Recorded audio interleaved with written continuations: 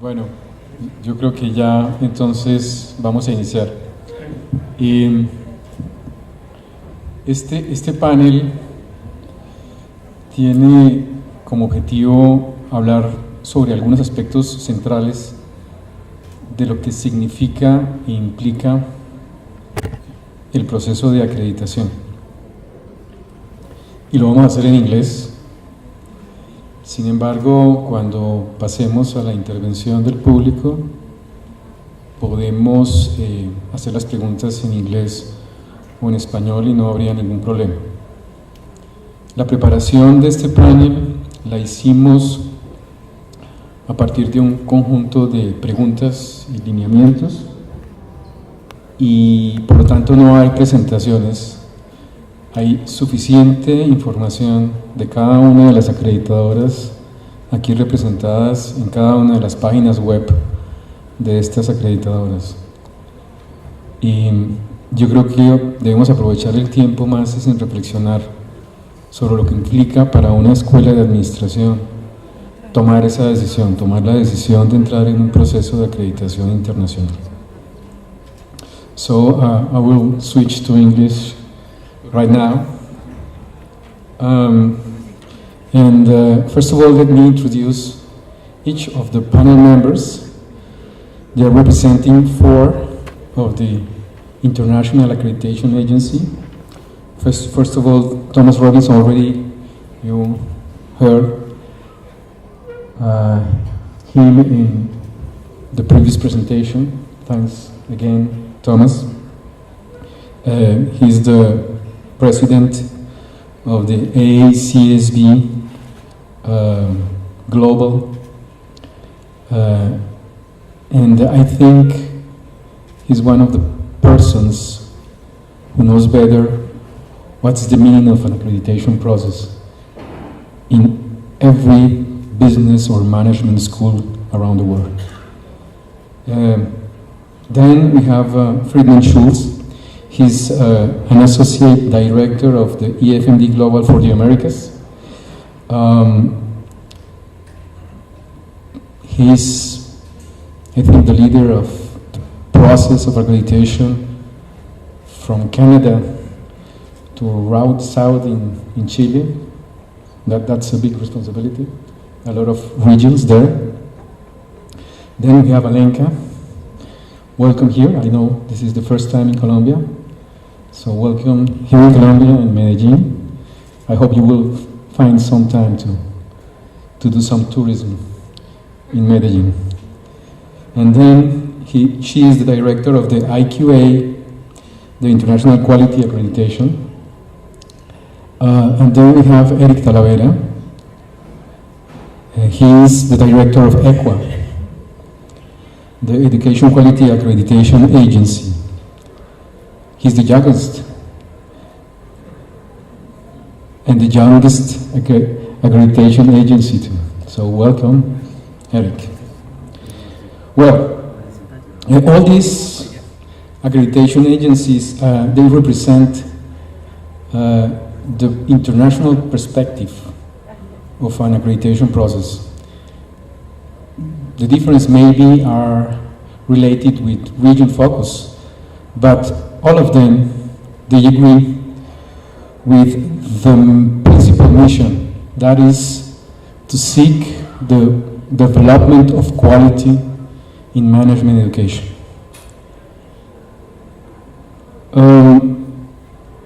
I think if you already know, each of these accreditations agencies, they have developed their quality standards. The definition of quality standards, there are some similarities and some difference around the different quality standards defined. But I think it is very important to understand what are the main topics where these quality standards are applied. That is academic management, faculty development, research, programs. So it's a holistic vision of the total school. Some of us have already lived the rigorous and systematic process. It's not easy, it's time-consuming, resource-consuming, but I think we already all agree around the benefits that this kind of process brings to us. So, I will start as many of your peer review teams start.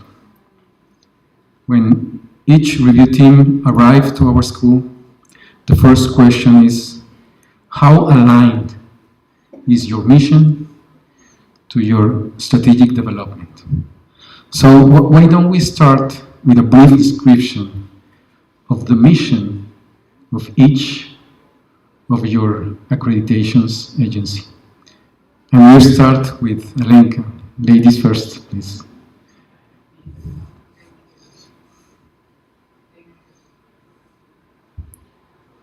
Hello, okay. Yeah.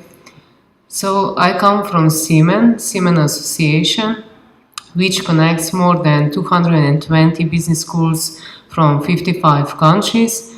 At first, Siemens Association was established in order to improve and enhance the quality of management education institutions in Central and Eastern European countries. But later on, this association grew, and we have now more members also from other continents. We have now also members from South Africa, we have members also from Zimbabwe, China, and so on. So among activities that are provided by Siemens, we are also providing Siemens accreditation, which is international quality accreditation in the field of management education, which was established in 1993 in order to, of course, enhance and improve the quality of management education among our members. But after the years, we have somehow recognized that we should somehow also modify our accreditation framework. So at the beginning of this year, we modified our accreditation framework, and now we are looking for not only internationally recognized standards, but we are also looking for relevance. We are looking for, during accreditation procedure, we are especially looking for relevant management education. Why? Why we decided to do this? Basically because of challenges with which we are facing, not only with business challenges, but also challenges connected to social, demographic trends, political challenges, and so on. And somehow we saw that our accreditation framework was not anymore in line with the challenges that are surrounding us. And with this new framework, we would like to encourage all Siemens members and also other institutions to provide education, to provide research, to provide extracurricular activities in line with internationally recognized quality standards, but also education, research activities that are in line with the needs of all stakeholders, not only with the needs of students, of the needs of participants, to the needs of companies, but also that are relevant to the needs of the society, of their respective environments.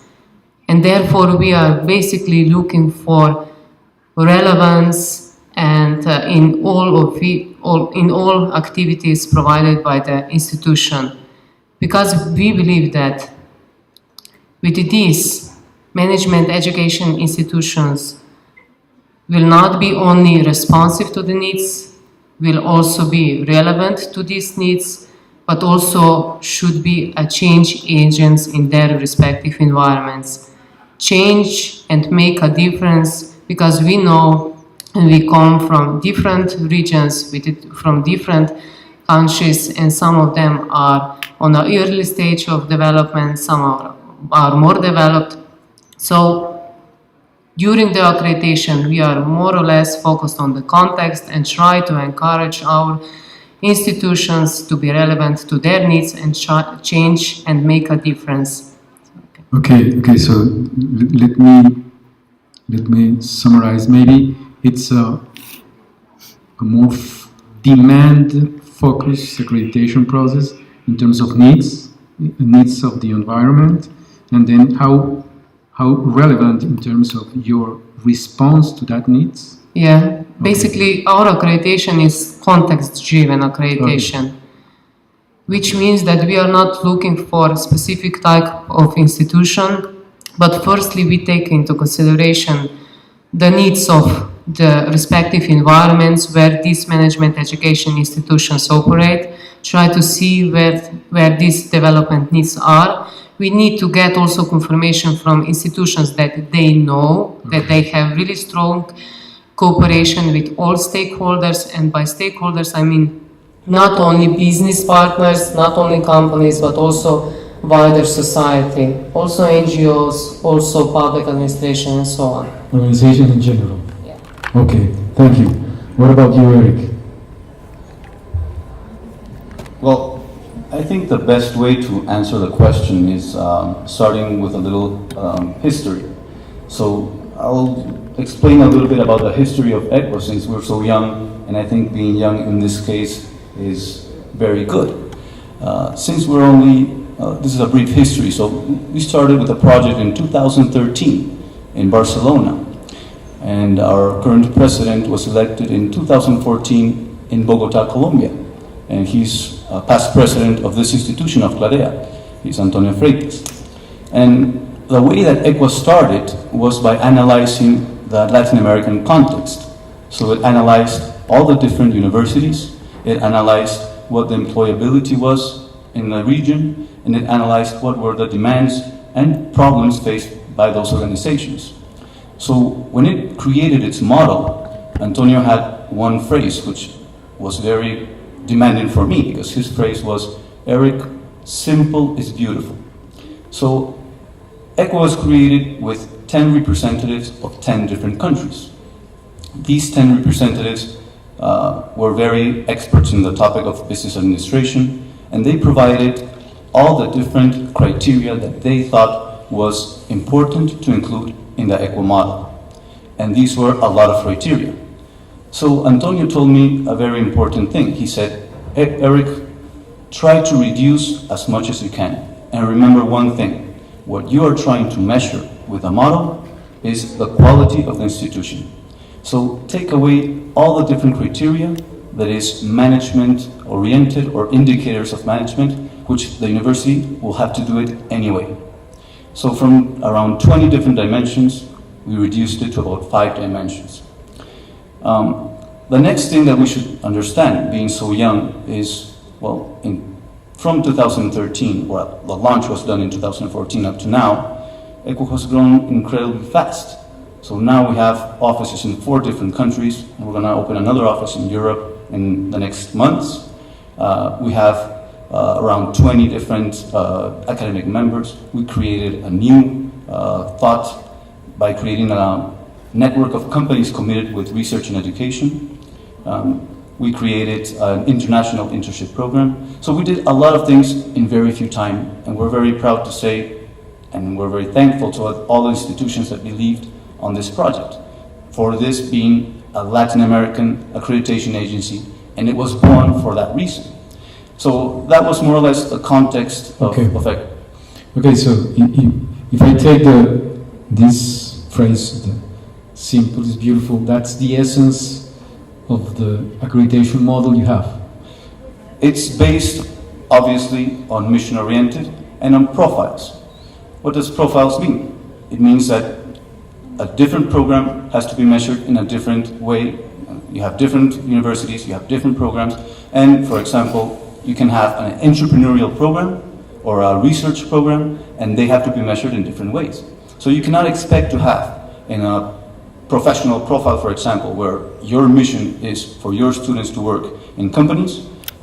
It makes no sense to have that. You should ask for most of your professors to have a PhD. Okay. On the meanwhile, if you have a research program such as a PhD or a master in research, well, all your professors should have a PhD and should be researching on relevant topics.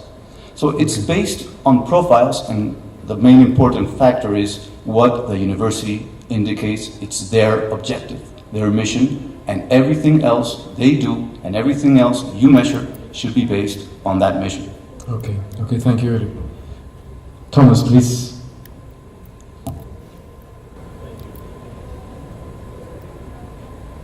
The light is on, okay. Thank you. So I'm the oldest member of the panel on a number of metrics. I'm not going to repeat the mission that I presented earlier today, but our focus is largely on engagement, innovation, and impact in business education. We do that through a number of different means. We do it through our accreditation. We do it through our global membership network. We do it by providing business education intelligence data so that you can benchmark yourselves against other schools, through professional development programs, and now with our new mission and vision, much more from an advocacy perspective, speaking up for business education professionally. Today we have about 1,500 members around the world. While we are largely seen as a U.S. organization today, 56% of our members are outside the U.S. Our fastest growing regions are clearly outside of North America. In terms of accreditation, we accredit roughly 775 business schools globally. That's still largely biased towards the U.S. Today. More than a third, though, are outside the U.S. And then we have about 200 schools in process. I would say very similar. We are now mission focused. We have been now for 2 decades. When I was an academic, it was a little different. It was pretty much one model for everybody, but then when the standards changed to be more mission focused about 2 decades ago, and then we introduced more recently the engagement, innovation, and impact. So we're very focused on the context of the institution, what their mission is, and making sure that they're delivering the highest quality relative to that mission. Okay, thank you, thank you. Freeman.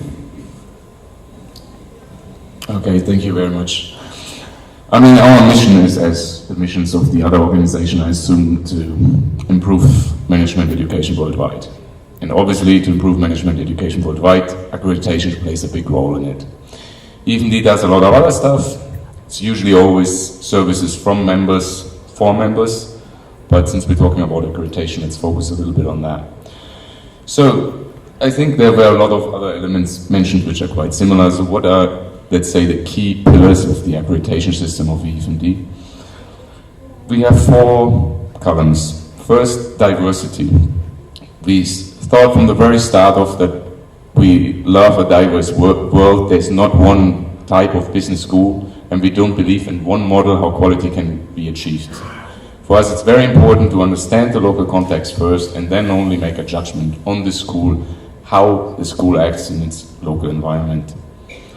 Second, it's corporate links. For us, quality means that you can only teach business if you're close to business, right? I mean, it's somewhat a no-brainer, but for us, academic institutions need to be very close to the business world. The third key area is internationalization. We believe that the business world nowadays is global. For that reason, management education needs to be global as well, because if your students want to make an international career, they have to have an international experience before that. And last but not least, very important to us is ethics, responsibility, and sustainability. So the business school needs to be conscious of its role in society, but also the graduates from business schools, right? They need to be aware of the consequences of the decisions that they're taking. So that's very important. In terms of methodology, we focus not so much on the mission, because we perceive that many missions of many business schools sound very much alike. So we focus more on the strategy. The strategy, how do you work in your particular market, into a particular context, and we want to be there really a strategy consultant as when the peer review team comes into our schools. In terms of our setup, our region is European, as many of you know, but we have become a global organization, as ACSB has become, half of all members are now from outside the European Union. Most of our growth has been happening outside Europe. And we are present in over 84 countries, so in that sense we have been global. We have also now offices in all 3 major time zones as ACSB does, so there's a lot of mirroring going on, we can say. Okay, thank you. Maybe, and there are some trends in common in all of the presentations. I will emphasize the aspect of diversity and different kind of models that may apply to different kind of business or management schools. And the other thing, and it's related with the next question, is the term of relevance, impact, and the context reference of this impact. That's why I want to talk about these terms. They appear recently or with more emphasis in the accreditations standards, or quality standards. And it's the big word of impact. You had in your presentation, Thomas, the word impact with the biggest and the largest font and bold. But in the end, we have thought about what should we define it as impact, but more important, how can we measure? So this is the next question. Okay, this big word impact. What's your definition of impact, and what could be the instrument to be measured? I will start now with Thomas. Yeah, so impact for us takes on a number of dimensions. I think first and foremost, it's impact on your students. Second, it's impact on knowledge, impact on business, and then ultimately impact on your community and society at large. And so what we're looking for under the new standards is that you look at your mission, and is your mission more teaching-based or is it more research-based? And then you should be looking at impact relative to that mission. While we're looking for some metrics, and we actually have in the standards, in the appendix, 3 pages of example metrics, we're trying not to be prescriptive. What we'd like the business school to do is tell the story about how they're having an impact. How they're having an impact on their students, how they're having an impact on knowledge, how they're having an impact on their community and on society, on business as a whole. So we're looking more for the qualitative, not just the quantitative metrics. And we're just starting to get in the reports on the 2013 standards and start to look at the different stories that the schools are telling. We obviously don't publish those reports, but if you want a really good example, I think the Chartered Association of Business Schools in the UK has to report on the impact of their research, and they published a series of stories from business schools about the impact of research on communities, on business, on society, and they do a really nice job of a qualitative narrative. So we're looking for certainly some metrics relative to your mission, but more importantly, we're looking for you to tell the story about the impact your business school is having. So at least we have 3 pages of examples right now. Yes. Okay, thank you. Friedman, what about the EFMD? Okay, about 2 years ago, EFMD actually launched a system called BSIS, stands for the Business School Impact System. And it's a system which helps a business school to measure its impact that it has on its local environment. I mean, and we have been hearing about this morning, about the idea of the business school being a force of good, and that this has not been communicated well enough to society. And so we created this tool for business schools so that I actually can tell those stories, which are very important to show that business schools are actually doing something good. So how it is set up? We have created about 120 indicators based on 3 different dimensions. So the first dimension is the financial and economic dimension, starting very simply with what's the budget of your school, what are the economic multiplier connected to that, what is the money that, for example, the students spend within the city when they come and study at your place. And there have been some very interesting outcomes. For example, we have shown in many cases, especially for business schools in France, that when they had a budget of about 3 million euros, fairly small school, then had an impact on the city, and I think that was the case in Lyon, of 12 million euros. So you can then say that for every euro spent, the economic impact was actually 4 times as high. So that's the first dimension. A second dimension that we have is then the contribution to the regional community on the qualitative side. So there we look at all the extension activities, part-time programs, maybe businesses that were created, public lecture series. I mean, there are many different ways of how a school can engage with its community and can leave impact. So all our indicators are just a guiding way, and we always know that it's not exhaustive. So there's always the possibility that the school has a different story to tell, but this is a good starting point by using this framework. And finally, there's a third dimension, which is the contribution to the reputation of the city or town that a school can do. Now let's talk about the example of University of St. Gallen. Maybe St. Gallen is not such a big town in Switzerland, maybe not so well known, but they have been performing now very well in the Financial Times ranking. And the moment you read University of St. Gallen in the ranking, well, that's also, to some extent, marketing for the city of St. Gallen. So, impact has to be seen holistically. I mean, there's so many different ways how a business school can have impact, and I think the list of how you can go about is endless.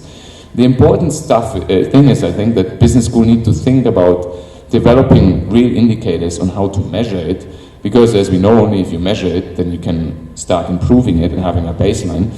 And well, with that tool, we're trying to do that.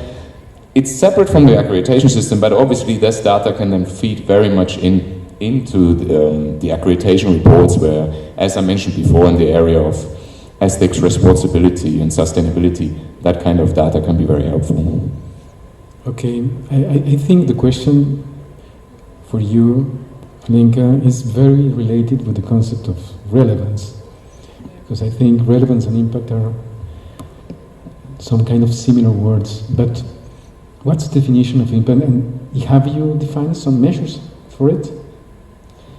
Yeah, I believe that we are sometimes overemphasizing the word of impact. Mm-hmm. And I believe that each institution or each management education institution should firstly define its own respective environments, where it would like to operate. Then second step is that it should be aware of the management and leadership development needs of the society, of all stakeholders, like I mentioned before, not only students, participants and companies, but also other stakeholders of the society, and try to integrate these topics, these needs into all operations of the institution. For example, if we talk about strategy, then institutions should, of course, include and have strong cooperation with all stakeholders. Try to prepare the strategy with all stakeholders. Also, objectives should be in line with this strategy. With regards to research, when we are talking about research, and we are very often focused on these quantitative results that are connected to research activities. What we are looking for, we are looking especially for practice-oriented research, because practice-oriented research will make a difference. Will make a difference and will make an impact. And with regards to the needs, development needs, these kind of topics should be also included in the educational activities and educational offerings. For example, case studies should be relevant to the context, should be relevant for students that are in the classroom. And with regards to, of course, resources and commitment and responsible practices, again, should be connected to the needs of the society. Because when we are talking about relevance and these kind of topics and making a difference, we have to, of course, look at the history of the university. As we know, history the university should have three main missions: creation of knowledge, transferring of knowledge, and service to society.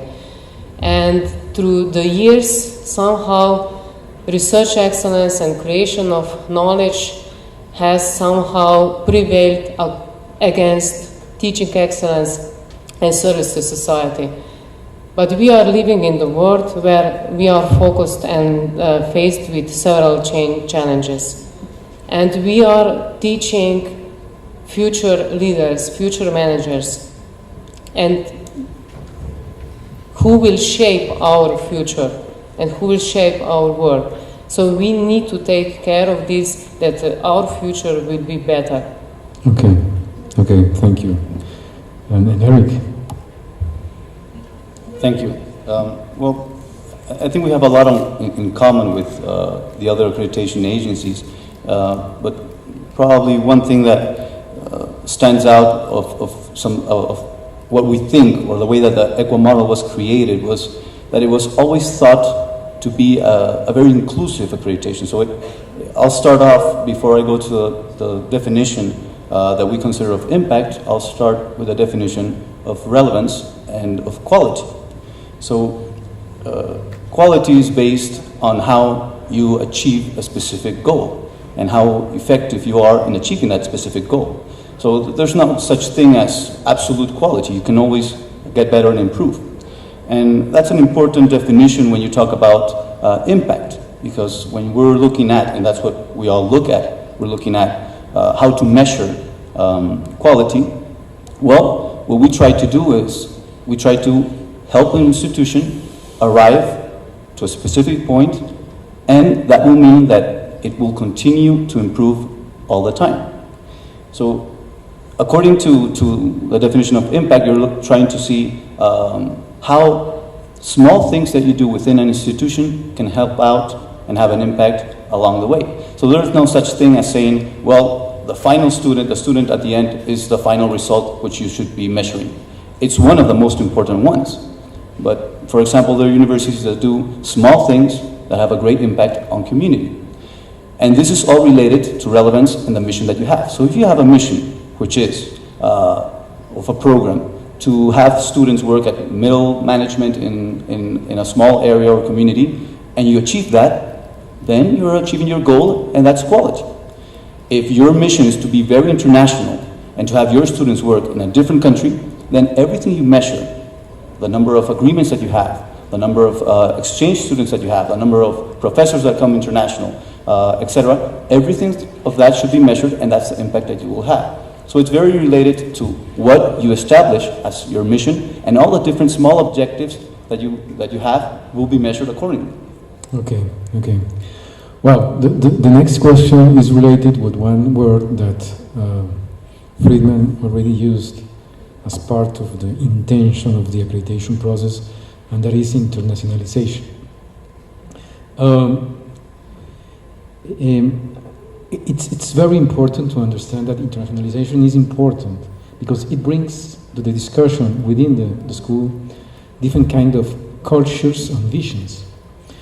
But there is a reality here in Latin America, and there is not much students coming from the United States or Europe, or even professor or faculty members. I mean, there is not so frequent that we have visits here in Latin America. So the question is, how can we be really innovative to define the internationalization strategy, other than just simple having agreements or mobility? And I will start with you, Freeman. Okay, I love this question because very often there's a misconception of how EFMD understands internationalization, so you give me the possibility to answer that question. But first, what is the EFMD internationalization standard? And our question, and the standard is, how do you provide an international learning experience to your students? This is the question, and how you answer is will define if you're good at it or not. What is very important to us to understand is that it's not about passport counting. So we will not define if a school is international, a program is international by the number of passports of the faculty that are from another country or the number of passports from the students that are coming in for exchange or for other reasons. What is important is that there is a spirit of internationalization within the institution and that they make an effort to try to provide this international learning experience to their students. And there are many, many ways to go about that. I mean, for example, one classic way is of getting maybe professors that are from Colombia, but that have studied abroad. So they had maybe done their PhD in the US, so they have that experience, come back, and can bring that international experience back into the classroom. I've seen very good examples actually of schools from Latin America in attracting visiting professors. Maybe they're not gonna stay here for a time, but just making an international summer school. Colombia can be a very nice tourist destination, works quite well. You help with internationalization, right? Yeah. There are ways to internationalize in the online space, right? I mean, we have online classes where you can even integrate in your curriculum that students take some MOOCs, but those MOOCs have to be from another country. Wow, there we have another international way of going about it. Huh? Is there English classes in your curriculum? Do you have language requirements? That's very basic stuff, but you can start with that. Are you teaching at least a part of your curriculum in English? I mean, and what I understand in Latin America when I'm traveling a lot, actually the students very often like that, and then very often the resistance is rather on the side of the professors than of the students. But there's a way of internationalizing. Huh? I mean, the point is really that you can be very creative about it, and all those different factors count in trying to giving an international way that people start thinking outside their own comfort zone, because most of the learning happens if you're outside your comfort zone. And when is that happening? When you are confronted with different cultures, different ways of thinking. And I mean, I could go on and give you other examples, but it's really not just about the passports. That is really not there is a lot of room for creativity. Exactly. Okay, Eric, what do you think about that? Well, internationalization is really important, and as Friedman said, it has to be involved in all the different dimensions that you have in your model. In our case, it's considered within every single aspect of the dimensions that we have.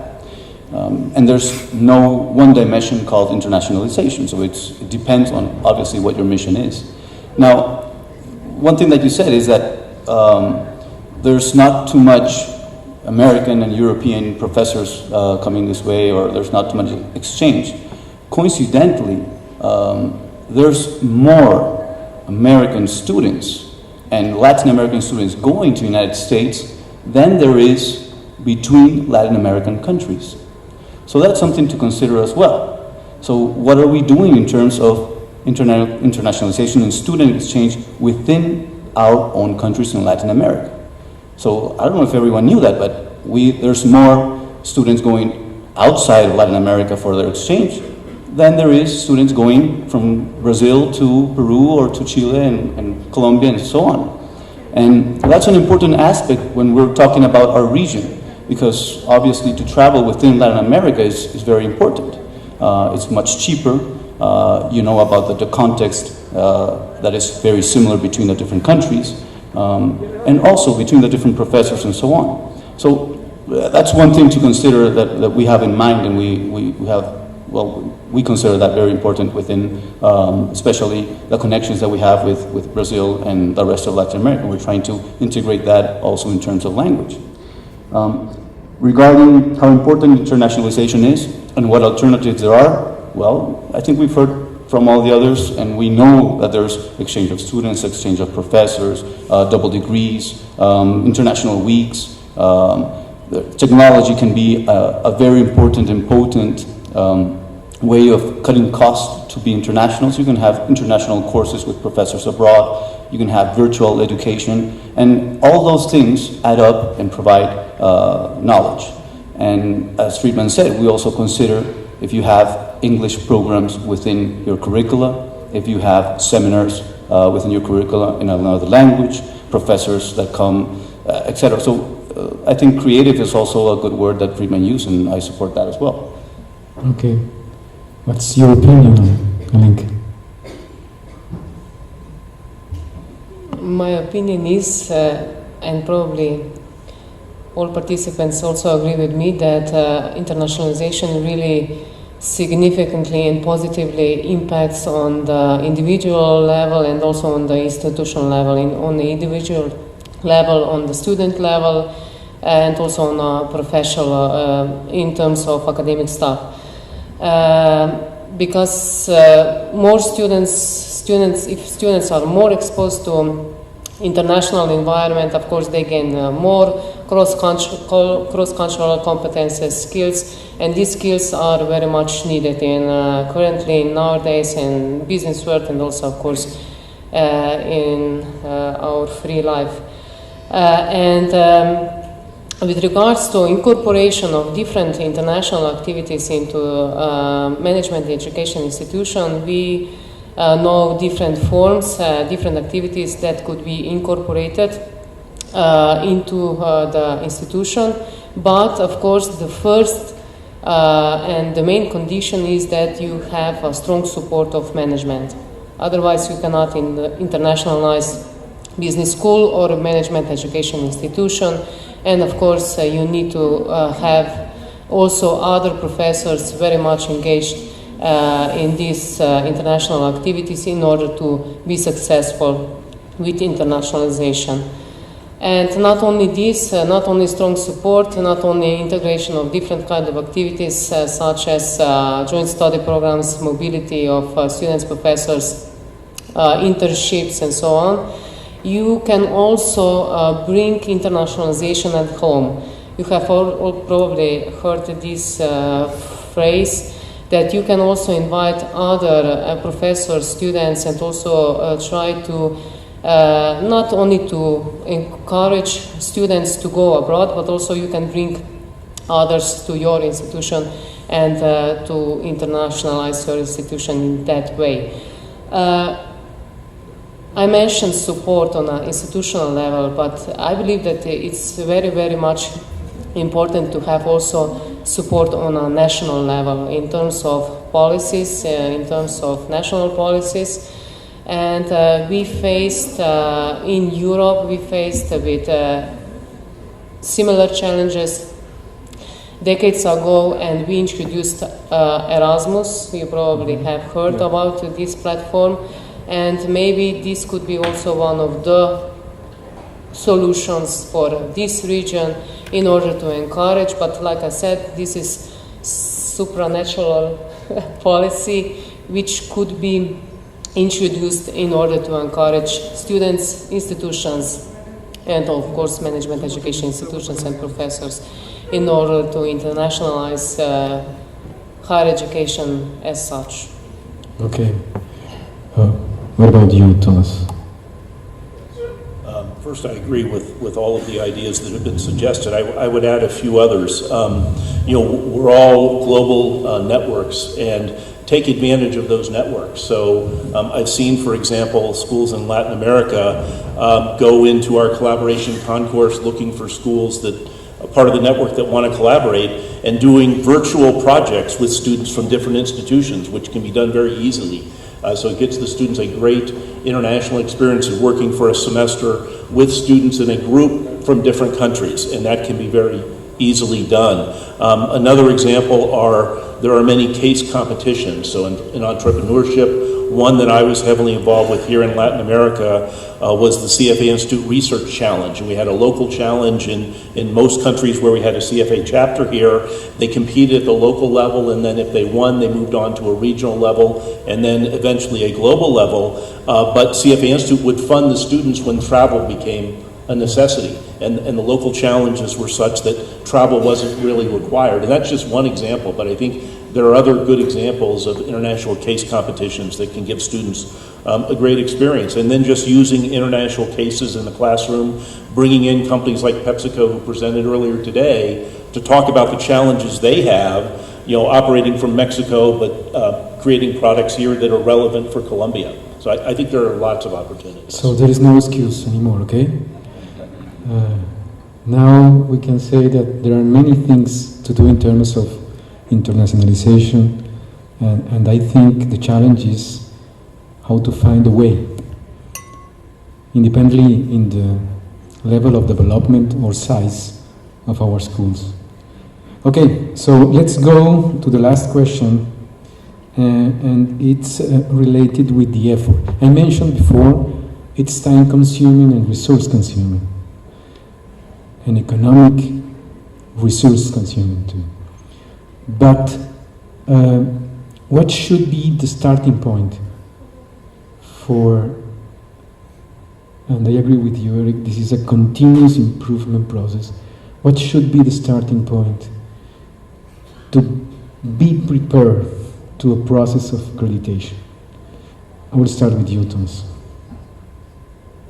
So whether or not you choose to go through an accreditation process formally or not, you should be engaged in continuous review of what you're doing and continuous quality improvement. That's what we should all be about. And so I would just encourage business schools to go about that, taking a critical look at what they're doing, perhaps bringing in occasionally an outside perspective, someone else that can come in and take a fresh look, even again on a trial basis, a mentor arrangement or the like, just to take a look at your processes and where you're headed and where you want to go, to take that critical look. And we as an organization are doing that as well. So for example, we announced last week that we're going to go through the process of being reviewed under the ISO standards, under the quality management system standards, to make sure that we're taking a fresh look at our processes. So whether you're a business school or a business or an organization like us, I think it's in all of our best interest to engage in that continuous review process, which, while there's always a cost to spending time doing that, I've yet to meet a single person that hasn't, in the end, said the cost was worth the effort because we became a better school or we became a better business by going through the process. Okay, thank you. Eric, what do you think about that? My turn came fast, okay. Well, what was the question? No, I'm sorry. Our president had something that at the beginning I was surprised, and I think he's a very bright man. And our president said, Eric, the price of our accreditation should be zero. So I was very surprised. I said, Antonio, how can our accreditation be priced at zero? He said, yes, because accreditation should be a process that helps the university achieve certain goals and enter an improvement process. And they'll have a lot of costs associated to achieve those goals. So accreditation, as you said, takes a lot of resources and times for the university. So the actual accreditation, the process for an external accreditation should not be a burden for them. So, well, he decided that our price should be equal to our cost. And that's what it is for us. So another topic that is very important regarding the resources that are involved and everything is that an institution should never assume a cost in accreditation that it cannot or that it will not provide a certain benefit. And accreditation is, as we said, the objective is not to get a certificate that says you're the best, because that's not what it means. It means that now you are an institution that is in the process of getting better all the time. So after you do a re-accreditation, if you did nothing, then it was worth nothing. So that's why you should do a continuous update and always check that that institution got better and better all the time. The rest, well, I agree with Tim and everything else, because I would have to repeat, and I don't think it's the objective. Okay, Alenka. I agree with all my professional colleagues that self-reflection should be a starting point, and dedication to continuous practices, to continuous improvement should be a starting point. And by this I mean that internal quality assurance system should be in place.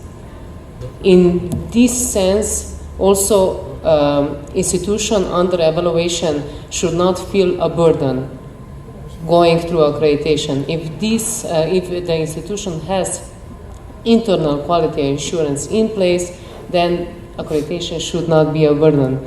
So self-reflection, dedication to continuous improvement, process of learning, of getting advisory services from accreditation, international accreditations. I believe this is the main goal of all accreditation procedures.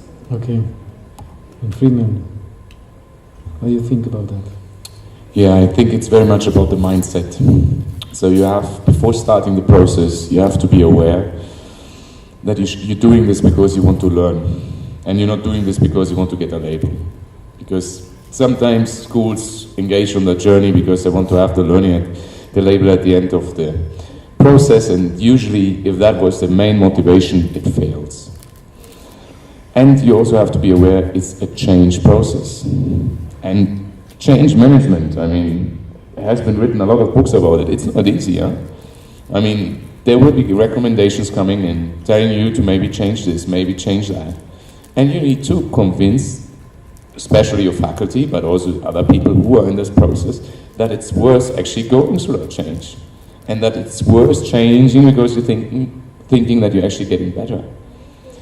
So once you have, I think, that kind of mindset, and you said, okay, I'm honestly interested in improving what I'm doing, and I want to engage on that accreditation or quality improvement journey, then there are many ways of going about it. And we have the examples here. I mean, the simplest thing is just go on our website, download the standards.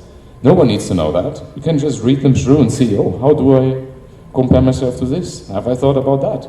And that's already an internal way of improving yourself. And then you can go further, trying to use all of those different learning opportunities that are offered by our networks, because after all, our networks are all about learning.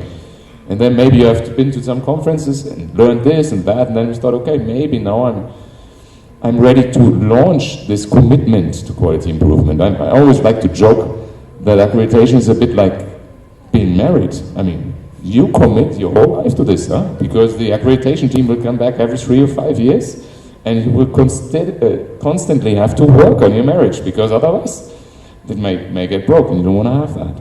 So I think it starts with the mindset, and then loads of things can be achieved. And it's very important to understand that it's long-term. The benefits are long-term. You don't get them within short-term, 2 or 3 years. It's a long-term thing, an investment, but that's really worth it. Huh?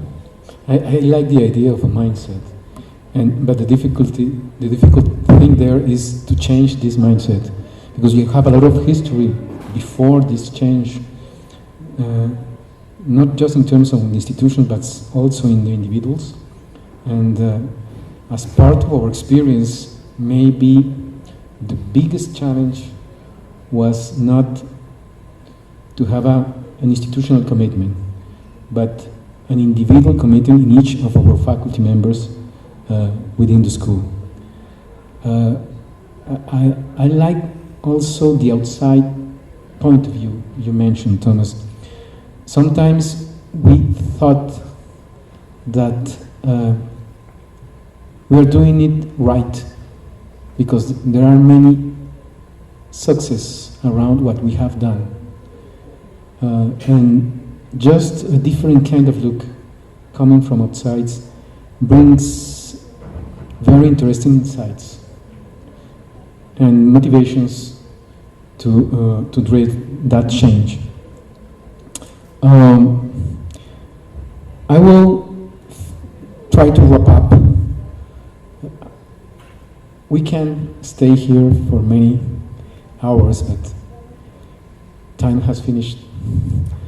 So I will wrap up, and I will do it in Spanish, some of the main ideas we have discussed here. Creo que uno de los temas importantes es entenderse como un proceso particular en cada una de las escuelas de administración. Es decir, no tratar de replicar el mismo proceso que haya vivido otra escuela en estos procesos de acreditación. Porque como ustedes lo oyeron de cada uno de los panelistas, el proceso central está en entenderse dentro de un contexto y generar entonces estrategias efectivas de impacto frente a ese contexto. Y cada uno definirá su propio espacio de impacto para poder generar ese tipo de estrategias. El tema de relevancia es clave, y no solamente en los procesos de educación, relevancia en todo tipo de acción o de actuar que haya definido esta escuela. Creo que el trend que está llevando el proceso de acreditación de las diferentes agencias de acreditación de entender diversidad es muy importante. Hace unos 10 años no era así, y los procesos de acreditación que iniciamos fueron bastante fuertes, porque los estándares estaban muy enfocados o hacia Europa o hacia Estados Unidos. Pero esto está cambiando y creo que esto es positivo para nuestra región latinoamericana. Frente a los mecanismos de medición, me gustó mucho la posición de tener instrumentos de medición cualitativos. Yo soy del área cuantitativa y me fue muy difícil empezar a pensar instrumentos de medición cualitativos para aproximar el concepto de impacto. Y yo creo que la palabra liderazgo, que fue mencionada por Alenka, es importante, porque detrás de esa definición de liderazgo está todo el actuar de efecto, de relevancia y de impacto que una escuela de administración puede llegar a tener en su entorno. Es decir, no solamente formamos líderes, deberíamos ser escuelas y líderes, y ahí está entonces el efecto de impacto. En términos de internacionalización no voy a resumir, el mensaje es claro, no hay disculpa. La posibilidad de pensar en experiencias internacionales son muchísimas, y creo que ahí nos dieron muchísimos ejemplos, pero muchos otros más se pueden construir. Y finalmente, con respecto a los procesos de acreditación, yo creo que esa definición del punto de arranque es una definición que debe estar asociada no al objetivo, como un proceso de certificación o acreditación, sino al cambio de procesos internos de mejoramiento continuo. La experiencia que tuvimos nosotros al principio fue un proceso de aprendizaje, pero después se vuelve una práctica normal de verificación, de seguimiento, de monitoreo y de definición de proyectos estratégicos nuevos alrededor de una estructura de misión y visión muy específica. Creo que la necesidad de un compromiso, de un engagement por parte de cada uno de los miembros de una escuela de administración hacen parte de la posibilidad de éxito de esa construcción de un sistema de mejoramiento continuo. Y la invitación que les hago es, no importa cuántos años tome el certificado, el problema es no arrancar, no iniciar ese proceso. Y yo quisiera primero darles las gracias. Thank you very much for your participation. There are many common things around all of you. So I think thinking on international accreditation, it's just a must right now. No sé cómo estamos de tiempo. ¿Quién está controlando? ¿Ustedes? ¿Ya se nos acabó? Okay. So there are no opportunities for question. Muchísimas gracias. Yo sé que este no fue el mejor momento, pero si están ahí sentados, espero que hayan disfrutado de la participación de los panelistas. Muchísimas gracias, muy amables.